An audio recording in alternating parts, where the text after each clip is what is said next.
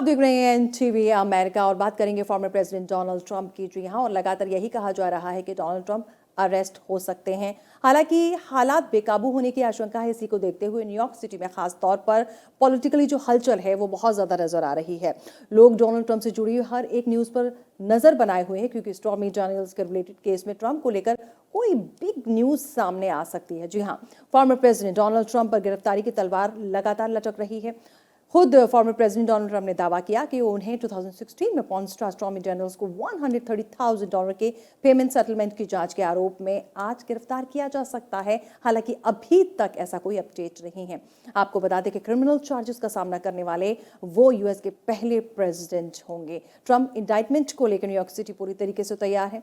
Porn star stormy Daniels को 2016 में के हश मनी पेमेंट के मामले में मैनहट्टन कोर्ट हाउस में ट्रंप पर बड़ा फैसला दरअसल लिया जा सकता है। लॉ एंड ऑर्डर को देखते हुए सिक्योरिटी के भी इंतजाम यहां पर किए गए हैं। इस बीच मैनहट्टन कोर्ट हाउस के बाहर एक प्रोटेस्ट भी देखने को मिला है, जिसमें एक ग्रुप स्लोगन लिखे, प्ले कार्ड और बैनर्स के साथ नारेबाजी भी करते हुए नजर आए। आपको बता दें कि न्यूयॉर्क में पूरी तरीके से तैयारी की जा रही है। वहीं आपको बता दें कि फॉर्मर प्रेसिडेंट डोनाल्ड ट्रंप को कब अरेस्ट किया जाएगा, अभी तक ये तस्वीर साफ नहीं हो पाई है। और वहीं फॉर्मर प्रेसिडेंट डोनाल्ड ट्रंप के विरोधियों की तरह उनके सपोर्टर्स भी ग्राउंड पर उतर आए हैं। मार-अ-लागो में बड़ी संख्या में सपोर्टर्स ने, आपको बता दें, यहां पर उनके सपोर्ट में आगे आकर कहा कि हम हर हाल में फॉर्मर प्रेसिडेंट डोनाल्ड ट्रंप के साथ हैं। और क्या कुछ कहा सपोर्टर्स ने, आइए देखते हैं। I think it's just another witch hunt that's not going to result in anything. And the result of this is going to be Trump's polls going higher and more support in the long run. I've been supporting him for pushing 8 years now, but not doing this. I believe in him. He did a lot for this country. He's not done. He can do it again. We're not protesting. We're supporting. We stand here peacefully supporting.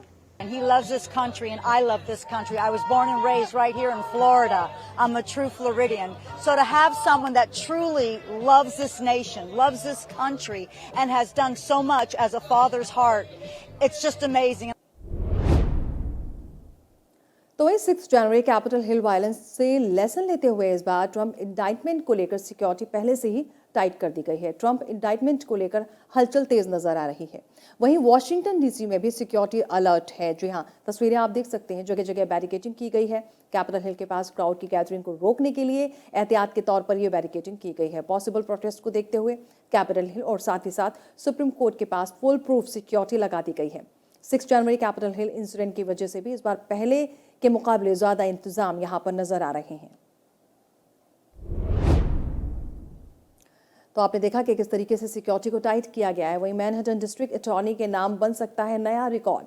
किसी former president को इंडाइट करने वाले पहले first prosecutor बन सकते हैं। Stormy Daniel case में आपको बता दें कि फॉर्मर प्रेसिडेंट डोनाल्ड ट्रंप की मुश्किलें भी काफी बढ़ सकती हैं।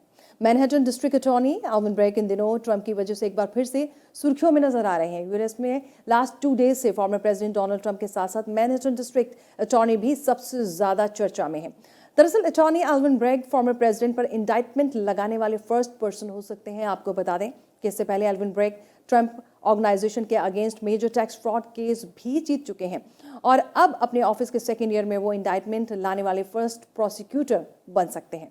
उधर ट्रंप कैंप की ओर से एल्विन ब्रेग पर कई तरह के आरोप लगाए जा रहे हैं। बताया जा रहा है कि एल्विन ब्रेग पर कई तरह के प्रेशर डाले जा रहे हैं, लेकिन उन्होंने बैक आउट होने से साफ इनकार कर दिया है।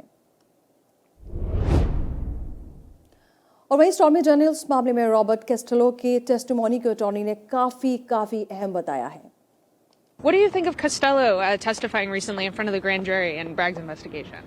I think it was important. I was very impressed by him. I think he did the ethical thing that he should do, and it was it says a lot about their key witness. लेकिन जिस तरह से political pressure लगातार बढ़ता जा रहा है और जिस तरह से हाइप नजर आ रहा है, एनालिस्ट किस तरह से सोच रहे हैं फॉर्मर प्रेसिडेंट डोनाल्ड ट्रंप को लेकर, आइए आपको दिखाते हैं। Well, we know the timing only according to Donald Trump because he likes to tell us everything. And it gives him a chance to really play the victim, which is his favorite thing to do politically. Prosecutors are very quiet when it comes to this. They hold their cards close to the vest. They don't want to reveal anything. They don't want to taint any potential witnesses. And they don't want anyone who's going to be served a subpoena or be indicted to know about it until absolutely the last minute. 35 to 50% of the Republican Party that's really strongly supportive of the former president. And whenever we see him in the news for whatever it was, where there was the documents at Mar-a-Lago or this particular case, they tend to rally behind him, at least in the short run. And so that's a short-term benefit for the former president. तो आपने सुना experts क्या कुछ कह रहे हैं कि former president Donald Trump बहुत कुछ कर सकते हैं। वहीं फॉर्मर प्रेसिडेंट डोनाल्ड ट्रंप से रिलेटेड लीगल इश्यूज और उनके पॉलिटिकल फ्यूचर को लेकर यूएस में हॉट डिस्कशन लगातार जारी है। इस बीच ट्रंप के इंडाइटमेंट की चर्चा के बीच पॉलिटिकल एनालिस्ट के व्यूज भी सामने आ रहे हैं। कुछ पॉलिटिकल एनालिस्ट ये मान रहे हैं कि ट्रंप के अगेंस्ट पॉसिबल इंडाइटमेंट उनके लिए सिंपैथी को ट्रिगर कर सकता है। But just as a political matter, I do think it will surely help him. It will raise his he has an extraordinary ability to make true the saying that all press is good press. He has a way to use he sucks all the oxygen and can always turn, if the camera is on him, he will turn it to his advantage. The danger with the indictment, whether or not it's a strategy, is that even among people who are not part of that hardcore base, it could trigger sympathy for him. And in America, we tend to hate our political opponents more than we love our own team. So I think there are many Republicans who are not necessarily part of that hardcore base, but who still have some, the former president has some appeal for them. Those people who might have been embarrassed by January 6th, who might have been disappointed by the last election in which the president was really an anchor for their side, might rekindle their affection for Trump if they think he's the subject of a kind of politicized indictment. और इन सब के बीच जो नाम सबसे ज़्यादा चर्चा में है वो नाम है पॉर्न स्टार स्टॉर्मी डेनियल्स का। लेकिन स्टॉर्मी डेनियल्स का नाम डोनाल्ड ट्रंप के साथ क्यों जुड़ रहा है?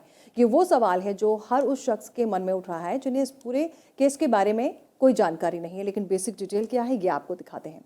फॉर्मर प्रेसिडेंट डोनाल्ड ट्रंप ने लास्ट डे जैसे ही ये कहा कि उन्हें कभी भी अरेस्ट किया जा सकता है, वैसे ही पॉर्न स्टार स्टॉर्मी डेनियल्स का नाम फिर से चर्चा में आ गया।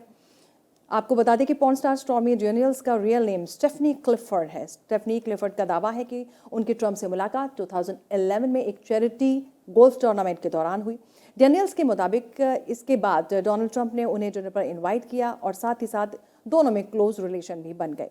मार्च 2018 के एक इंटरव्यू में डेनियल्स ने दावा किया कि उन्हें इस मामले में साइलेंट रहने के लिए धमकी दी गई। 2018 में ही एक न्यूज़पेपर में यह दावा किया गया कि 2016 के प्रेसिडेंशियल इलेक्शन से ठीक 1 मंथ बिफोर डेनियल्स को $130,000 पे किए गए। ये अमाउंट स्टॉर्मी डेनियल्स को चुप रहने के लिए दिए गए थे। हालांकि लीगली ये पेमेंट इलीगल नहीं था, लेकिन इस पेमेंट को ट्रंप ने लीगल फीस के तौर पर शो किया, जो कि न्यूयॉर्क में एक क्रिमिनल कंस्पिरेसी है। उधर ट्रंप स्टॉर्मी डेनियल्स को किए गए पेमेंट को हाइड रखना चाहते थे, जिससे कि इस इंसिडेंट या रिलेशन के बारे में किसी को जानकारी नहीं मिल पाए और यही मामला अब सामने निकल कर आया है।